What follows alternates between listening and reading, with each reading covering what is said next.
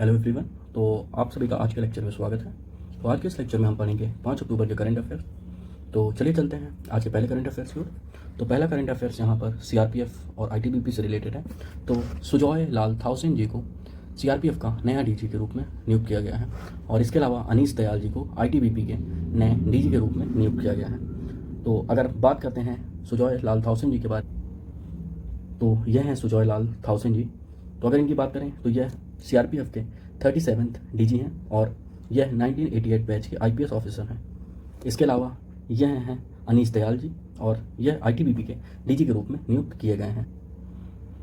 तो अगर बात करते हैं सीआरपीएफ के बारे में, तो सीआरपीएफ के बारे में आपको पता होना चाहिए। सीआरपीएफ यानी कि सेंट्रल रिजर्व पुलिस फोर्स, इसका गठन हुआ था 1949 में, ठीक है। और यह किसके अधीन आती है? यह मिनिस्ट्री ऑफ होम अफेयर्स के अधीन आती है। ये पैरामिलिट्री फोर्सेस हैं।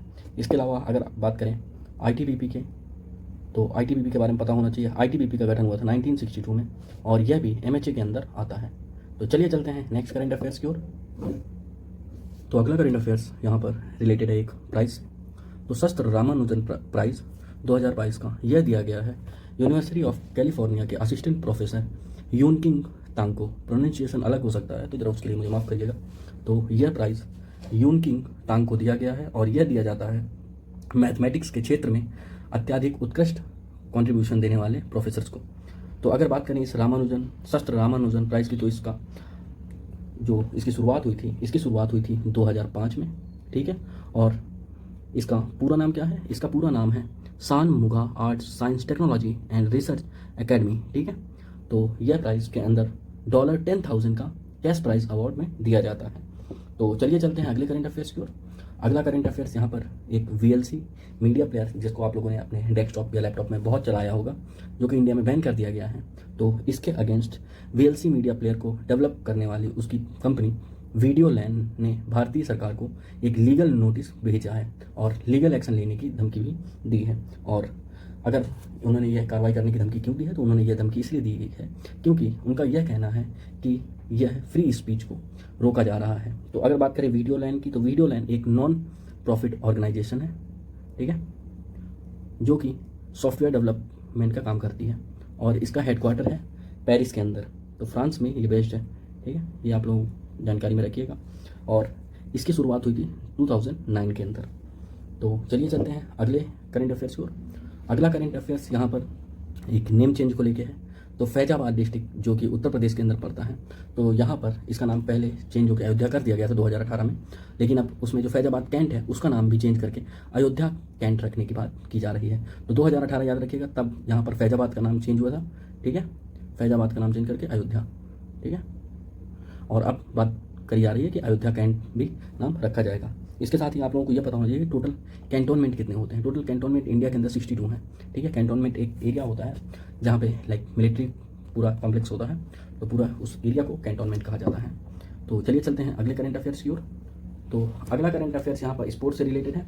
तो यहाँ पर ईरानी कप 2022 में rest of India versus Saurashtra के मुकाबले में रेस्ट ऑफ इंडिया ने सौराष्ट्र को हरा दिया है और उन्होंने 8 विकेट से हराकर ईरानी ट्रॉफी जीत ली है। तो अगर बात करें यहाँ पर ईरानी कप के बारे में, तो ईरानी कप 1959 में स्टार्ट किया गया और यह ईरानी कप टेस्ट फॉर्मेट में खेला जाता है और इसमें जो टीम रणजी जीतती है वह टीम होती है एक, और बाकी जो खिलाड़ी होते हैं वह अन्य टीमों से सिलेक्ट करके बुलाए जाते हैं और उनको रेस्ट ऑफ इंडिया की टीम में डाला जाता है। तो रेस्ट ऑफ इंडिया के कप्तान थे इस बार अजिंक्य रहाणे जी, यह जरूर याद रखिएगा, ठीक है। तो ईरानी कप 2022 किसने जीता है रेस्ट ऑफ इंडिया यानी शेष भारत, ठीक है। तो चलिए चलते हैं अगले करंट अफेयर्स की ओर।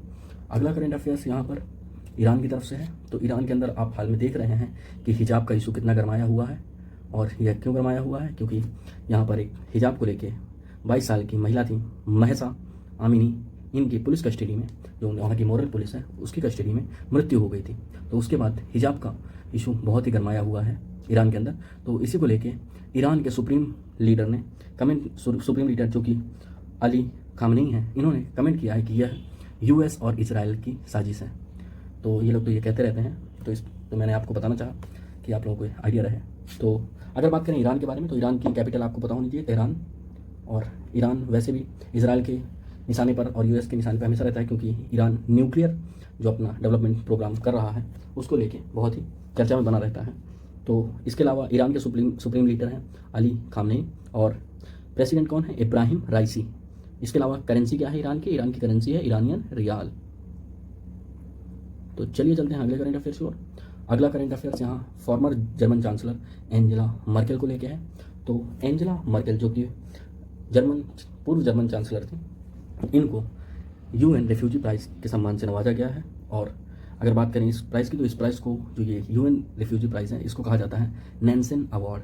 तो नैन्सेन अवार्ड इनको दिया गया है और इनको इसलिए दिया गया है क्योंकि एंजेला मर्केल ने 2015 से लेके 16 तक में जर्मनी के अंदर 1.2 मिलियन से ज़्यादा शरणार्थियों को जर्मनी में शरण दी थी। तो इसकी वजह से उनको इस सम्मान से नवाजा गया है। तो अगर बात करें नैन्सेन अवार्ड, तो नैन्सेन अवार्ड यह 1954 में शुरू किया गया था और यह किसके ऑनर में शुरू किया गया था, तो यह शुरू किया गया था फ्रिड जॉफ नैन्सेन के, ठीक है, ये याद रखिएगा। तो 2022 के यूएन रिफ्यूजी प्राइज यानी नैन्सेन अवार्ड से सम्मानित की गई हैं एंजेला मर्केल। तो चलिए चलते हैं अगले करंट अफेयर्स की ओर। तो अगला करंट अफेयर्स यहाँ पर गौतम अडानी जी और इलॉन मस्क से रिलेटेड है। तो अभी हाल ही में आप लोगों को मैंने बताया था कि गौतम अडानी जी और इलॉन मस्क किस तरीके से संपत्ति बढ़ रही थी। तो अब इसमें थोड़ा सा ब्रेक लग गया है क्योंकि जो इंडियन स्टॉक एक्सचेंज है वो भी क्रैश हुआ है और जो यूएस स्टॉक एक्सचेंज है वह भी क्रैश हुआ है। तो इसके कारण इन दोनों को लगभग 2 लाख करोड़ रुपए का लॉस हुआ है सिर्फ एक दिन के अंदर। तो चलिए चलते हैं अगले करंट अफेयर्स की ओर। तो अगला करंट अफेयर्स यहाँ पर एक नियुक्ति को लेकर है। तो संजीव किशोर जी को ऑर्डिनेंस फैक्ट्री बोर्ड का नया डायरेक्टर जनरल के रूप में नियुक्त किया गया है। तो यही है संजीव किशोर जी। तो संजीव किशोर जी एक सिविल सर्वेंट्स हैं, ठीक है, इंडियन ऑर्डिनेंस सर्विसेज के अधिकारी हैं और यह 1985 बैच के ऑफिसर हैं। तो इनको ऑर्डिनेंस फैक्ट्री बोर्ड का नया डायरेक्टर जनरल नियुक्त किया गया है। तो चलिए चलते हैं अगले करंट अफेयर्स की ओर। अगला करंट अफेयर्स यहाँ पर एक स्टार्टअप प्लेटफॉर्म स्टार्ट करने के लेके है। तो president Droupadi Murmu launches startup platform her start. तो यह वुमेन्स के लिए स्टार्ट किया गया है। तो वुमेन्स को बढ़ावा देने के लिए यह प्लेटफॉर्म स्टार्ट किया गया है और इसको डेवलप किया गया है गुजरात यूनिवर्सिटी के द्वारा। तो गुजरात यूनिवर्सिटी के द्वारा डेवलप किया गया है ताकि जो महिला बिजनेस वुमेन्स है उनको प्राइवेट और गवर्नमेंट प्लेटफॉर्म से कनेक्ट किया जा सके ताकि उनको इन क्षेत्रों में बढ़ावा मिल सके। तो चलिए चलते हैं अगले करंट अफेयर्स की ओर। अगला करंट अफेयर्स यहाँ पर 5G से रिलेटेड है। तो 5G जब से लॉन्च हो गया है तो उसको बढ़ावा देने के लिए सेंट्रल गवर्नमेंट ने 36,000 करोड़ रुपए सैंक्शन किए हैं, जिनसे 25,000 से ज़्यादा नए टेलीकॉम टावर्स 500 दिनों के अंदर लगाए जाएंगे। तो जैसा कि आप जानते हो 5G कनेक्टिविटी को बढ़ाने के लिए जो टावर की डेंसिटी होती है वो बहुत ज़्यादा रखनी पड़ती है। तो इसके लिए यह शुरू किया गया है ताकि देश के अंदर 5G कनेक्टिविटी को जल्द से जल्द बढ़ाया जा सके। तो चलिए चलते हैं अगले करंट अफेयर्स की ओर। तो अगला करंट अफेयर्स यहाँ पर क्रूड ऑयल से रिलेटेड है। तो रशिया भारत का सेकंड लार्जेस्ट क्रूड सप्लायर बन गया है। पहले नंबर पर अभी भी सऊदी अरबिया है, ठीक है, और दूसरे नंबर पर रशिया आ गया है। जैसा कि आप लोगों को पता होगा कि रशिया हमें सब्सिडाइज रेट पे क्रूड ऑयल सप्लाई कर रहा है। इसके अलावा हम उनको रुपी में भी पेमेंट कर पा रहे हैं, तो जिसकी वजह से इंडियन कंपनी को अच्छे दामों पर क्रूड ऑयल मिल पा रहा है। तो चलिए चलते हैं अगले करंट अफेयर्स की ओर।